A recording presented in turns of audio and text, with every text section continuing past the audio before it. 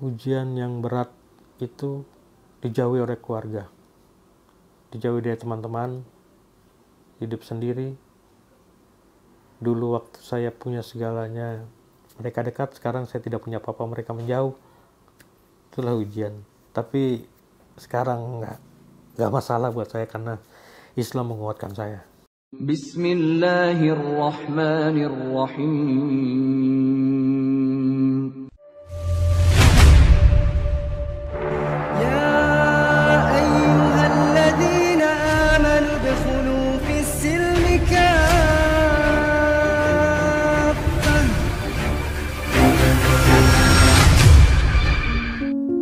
Terus lurus untuk tetap di Jalan Maijen Sutoyo. Depannya warung. Berarti wartegnya posisi sebelah kanan atau sebelah kiri, Pak? Sebelah kanan atau sebelah kiri?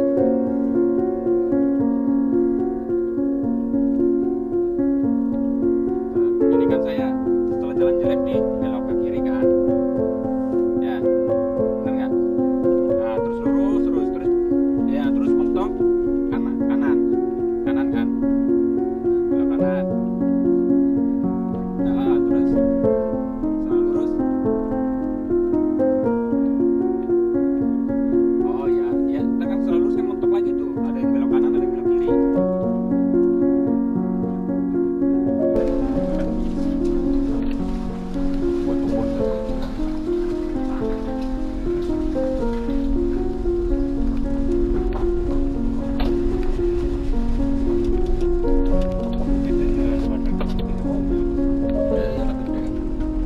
Makanya di sini semua sih.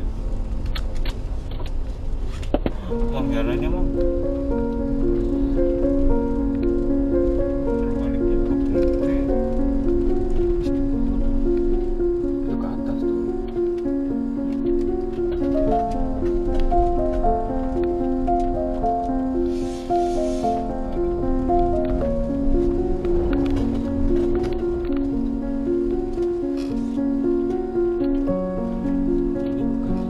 Ada warteg.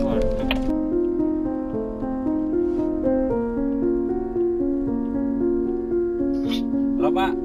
Oh iya, dekat gua.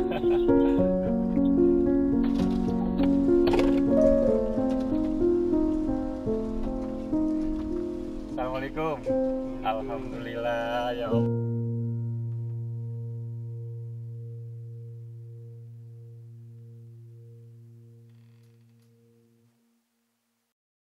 Assalamualaikum warahmatullahi wabarakatuh, warga sahabat ngaji Tergas. Selamat sore. Kenalkan, nama saya Malik Dirwotubun. Asal saya dari Bapak Maluku, Mama juga Maluku, cuma kebetulan saya lahir dan besar di Jakarta. Itu ya, latar belakang saya dari kecil itu orang tua saya memang sudah Muslim, yang laki-laki Muslim dari lahir, sedangkan ibu saya Kristen. Jadi karena perbedaan agama itu yang membuat ibu dan bapak saya tidak bisa bersama, dicegah oleh orang tua mereka tidak boleh menikah. Jadi saya dipelihara oleh keluarga yang lain yang beragama Kristen. Dari situ saya dipelihara dari kecil sampai besar. Setelah SMP, saya bertemu dengan orang tua kandung saya, bapak saya yang sudah almarhum. Ya, dari situ beliau memberikan saya nasihat, patah dua kata buat saya. Dari situ saya terbuka matanya bahwa ya harus ikut jejak beliau gitu. Sedangkan keluarga adik-adik saya pun yang memang lain dari ibu sudah memeluk ikut bapak gitu. Jadi saya sebagai anak tertua harus bagaimana caranya harus masuk ikut supaya menjadi panutan keluarga gitu. Menjadi seorang muslim atau mualaf sebenarnya panggilan dari hati, karena kejadian dulu waktu SMP itu saya setiap dengar azan rasa sedih, menangis. Mungkin apa ada darah mengalir Entah kenapa, saya tidak tahu kenapa tiba-tiba menangis, sedih. Apalagi takbir, saya paling suka dengar takbir. Tuh. Lebaran itu saya paling suka tuh dengar takbir, suara takbir. Dan saya lihat teman-teman yang, ini pengalaman saya dulu waktu Kristen itu ya, serba mungkin semuanya enak, apa yang di dunia dapat, tapi setelah saya masuk Islam, wow, luar biasa. Walaupun hanya cobaan terus yang datang berganti, tapi saya tidak merasa susah atau apa gitu. Pernah satu kejadian itu, saya selama sebulan tidak punya penghasilan apa-apa, tidak punya uang, tidak punya apa, tapi saya tidak merasa lapar, hanya menjalankan 5 waktu. Tapi benar-benar Allah luar biasa. Saya tidak merasakan lapar, istri dalam keadaan hamil pun tidak merasa sakit atau apa, itu yang luar biasa, yang tidak pernah saya dapatkan dulu. Begitu. Ya, yang paling berdasar itu ya, itu betul, perbedaan. Dan saya alami sendiri itu, bukan dengar dari orang atau apa, tidak, tapi saya alami sendiri. Bagaimana perbedaannya itu sangat luar biasa. Seperti yang tadi saya cerita itu, ya rezekinya ada aja dari mana-mana, entah dari siapa, tanpa saya harus mengemis atau apa, tidak, tapi ada aja gitu. Mungkin itu ya dari Allah. Itu yang buat saya kuat sekali untuk memang masuk dan penasaran untuk belajar lebih dalam lagi mengenai Islam. Jadi saya punya, itu juga saya dengar dari teman mengenai yang saya belum begitu paham betul ya mengenai ayat-ayat atau apa, tapi hanya garis besarnya mengenai yang pembunuh 99 kurang 1 orang itu, dia masuk surga. Itu luar biasa, ajaran yang sangat luar biasa. Dia berdosa membunuh orang tapi bisa masuk surga. Itu yang sangat luar biasa ya, hadis takwa. Itu bisa dengan hadis ya, dengan hadis itu. Pas ingat gak dijelasin? Pas dijelasinnya itu waktu kita duduk sama-sama nongkrong teman, dia cerita mengenai itu. Saya tertarik dengan itu, cerita itu gitu. Oh, sungguh luar biasa. Padahal dia orang berdosa, kalau dibilang orang sangat berdosa, membunuh orang, tapi bisa masuk surga. Itu yang luar biasanya Allah. Ya,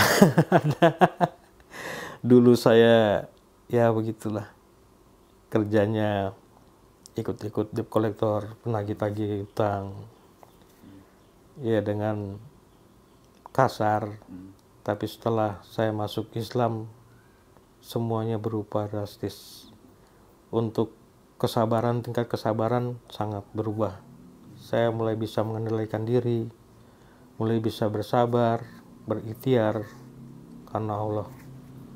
Karena saya, itulah pengalaman saya dulu yang paling itu ya, saya berbuat kasar kepada orang ya. Buat kasar ya sampai mencelakai orang. Tapi ya setelah itu saya sadar gak ada gunanya lagi, karena di dunia ini mau cari apa lagi. Ya itu waktu zaman jahiliyah dulu lah. Sekarang setelah meluk Islam, saya ya mulai, emosi saya mulai tertahankan, mulai bisa teratur, pergaulan juga ya sudah milih-milih lah mana yang baik, mana harus dijalani untuk kedepannya, untuk anak dan istri. Begitu Pak. Syahadat saya dulu di Tuban sekitar 3 tahunan yang lalu. Waktu itu saya masih bekerja di Tuban, di Semen Gresik.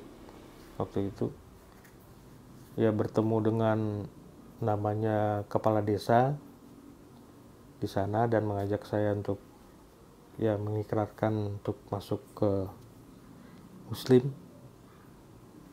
Tapi Pak yang itunya saya lupa namanya siapa begitu.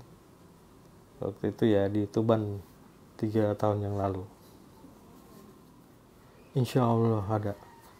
Jadi perkembangannya itu ya, sholat saya sudah bisa baca, dulu masih bahasa Indonesia, sekarang udah bisa baca dikit-dikit walaupun sedikit. Ya alhamdulillah istri mengajarkan saya terus, istri yang soleha yang benar-benar mengajarkan saya tentang Islam. Keluarga saya dulu ya semua dari keluarga Kristen. Jadi setelah saya masuk Muslim ya saya diacukan gitu. Jadi saya berusaha hidup sendiri saat ini. Di pergaulan pun begitu. Dulu saya di sekolah Kristen, lalu teman-teman yang dulu Kristen saya menjauh dari saya. Ya sekarang saya cuma punya Allah lah. Itu menjadi pelajaran juga buat saya, bahwa tidak usah percaya dengan manusia, percaya aja sama Tuhan. Itu pelajaran, betul-betul pelajaran. Sekarang saya sadar saat ini setelah masuk Muslim, semuanya terbuka. Gitu. Ya setelah masuk Islam ini, ya saya berusaha tenang dalam arti tidak seperti dulu yang kehidupan malam. Lebih menata hidup lagi, karena memang di ajaran-ajaran Islam ini luar biasa. Kehidupan walaupun saya terbuang dari saudara-saudara, tapi ya alhamdulillah saya mempunyai istri yang soleha yang mengajarkan saya tentang kehidupan dan bisa merubah saya menjadi lebih baik. Walaupun saat ini ya keadaan seperti ini, saya tidak bekerja lagi selama dari COVID itu udah tidak bekerja sampai sekarang. Saat ini saya juga bingung mau membiayai keluarga seperti apa gitu. Ya saya serahkan semua ke Allah aja gitu. Kondisi saat ini itu saya tidak sepeser pun, 100 rupiah pun tidak punya saya. Hanya mengharapkan saya jual barang-barang bekas saya dulu bekerja, televisi, jam tangan, sampai sepatu-sepatu semua saya jual untuk membiayai ya susu anak saya, untuk biayai makan istri saya.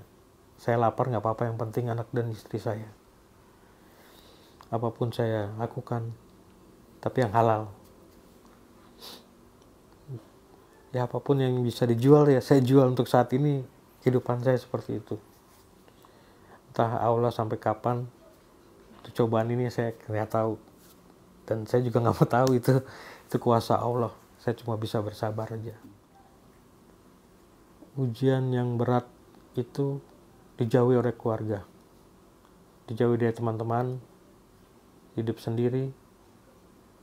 Dulu waktu saya punya segalanya, mereka dekat, sekarang saya tidak punya apa-apa, mereka menjauh. Itulah ujian.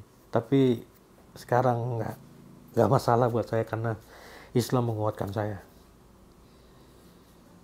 Dan saya belajar banyak tentang itu. Walaupun saya dicemooh, ya utang di warung makin banyak. Ya tapi ya saya yakin aja gitu. Sampai saat ini saya yakin pasti ada jalan. Tidak mungkin Allah mencoba anaknya melebihi kemampuannya. Itu saya yakin. Jadi saat ini saya sudah tidak bekerja lagi. Dulu sempat bekerja, tapi setelah COVID sudah tidak bekerja lagi. Saya parkir di Tomang itu sebisa sebulan sekali atau seminggu sekali, karena banyak orang di sana, jadi bergantian parkir. Walaupun hanya mungkin pendapatannya sehari itu bisa hanya 50.000, alhamdulillah lah, syukuri aja semuanya itu gitu. Lalu dari sekarang tinggal di perkampungan desaan begini, ya pokoknya saya syukuri terus lah.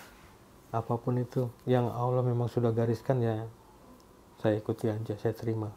Karena mungkin ini tobat saya, jihad saya mungkin, untuk kedepannya bisa lebih baik lagi. Dan saya harap bisa mendapatkan pekerjaan yang lebih layak, nantinya saya bisa bekerja untuk menafkahi istri dan anak saya, itu aja. Saya tidak memintakan uang atau apa, tidak. Hanya minta pekerjaan saja agar bisa hidup lebih layak. Itu aja harapan saya.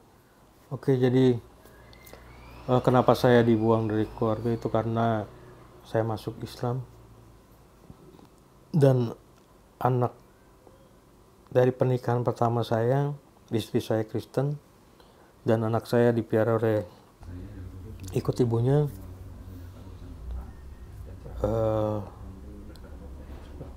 Sampai saat ini saya dibuang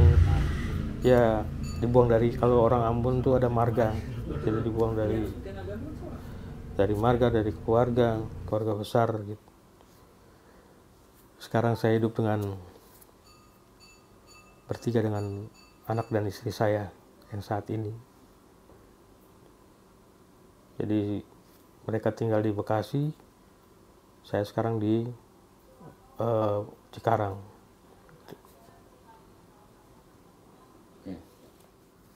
Untuk rujukan, saya tidak ada rujukan untuk ke siapa-siapa. Saya otodidak dan saya mau sih ada keinginan untuk lebih mendalami Islam. Hanya sampai saat ini itulah yang sebenarnya saya kecewa.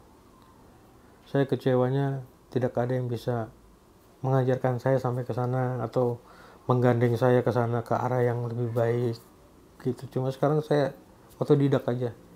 Sampai saat ini hanya istri aja yang bisa motivasi saya untuk belajar bahasa-bahasa Arab, cara sholat yang baik, cara hidup yang lebih baik. Ya, untuk saat ini hanya istri saya yang mengajarkan. Jadi saya bisa ketemu kawan-kawan semua sini berkat saudara adik saya ini, siapa?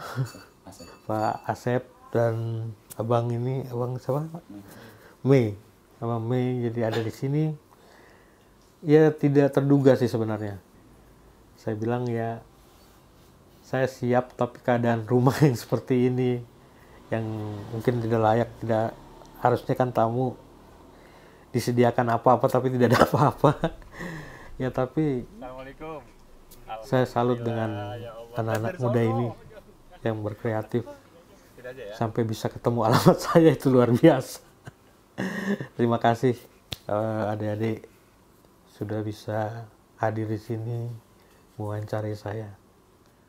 Ya, pesan saya untuk anak-anak muda dan saudara-saudara muslim yang lain, mau sejahat apapun kita, sebajingan apapun kita, jangan tinggalkan sholat. Karena seburuk apapun kita, tanpa sholat, hidup kita makin hancur.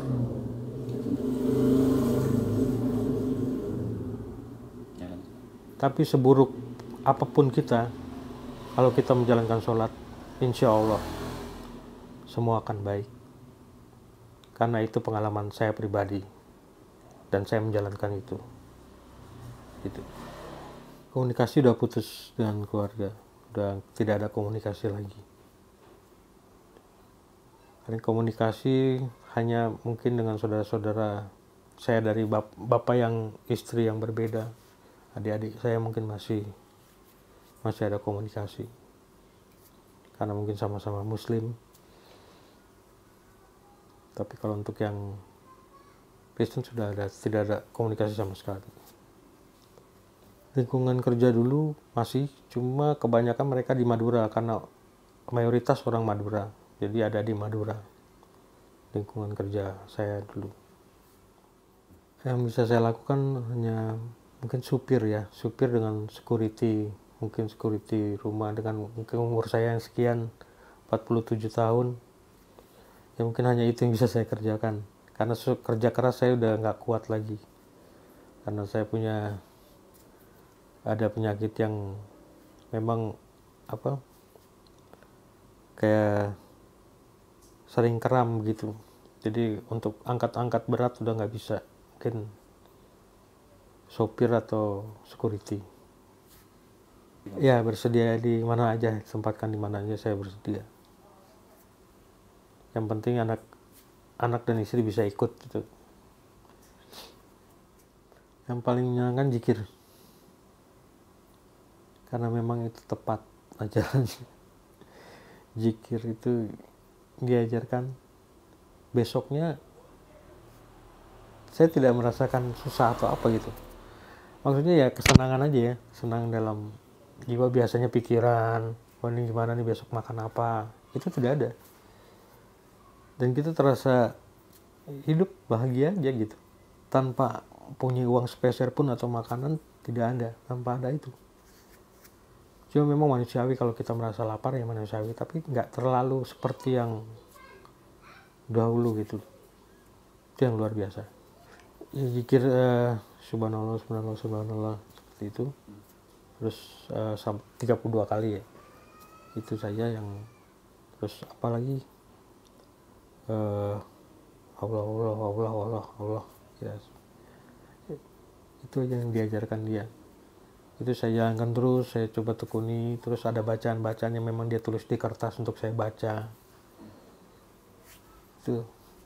Oke, buat channel Ngaji Cerdas, ya buat teman-teman yang sudah mengizinkan mewawancarai saya, terima kasih banyak, luar biasa.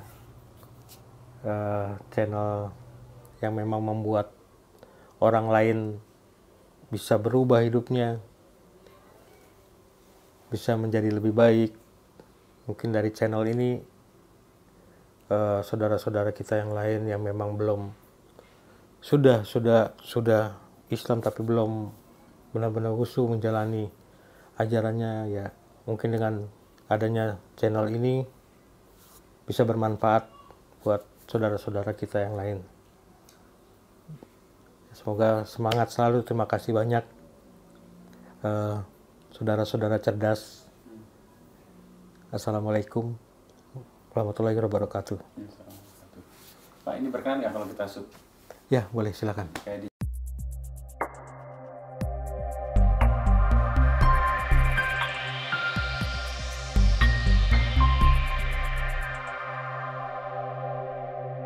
video semacam ini. Nanti adiknya Enza juga boleh ya? Iya, oke. Oke. Nih, sambil natural aja, sambil ngobrol. Terus ini matiin.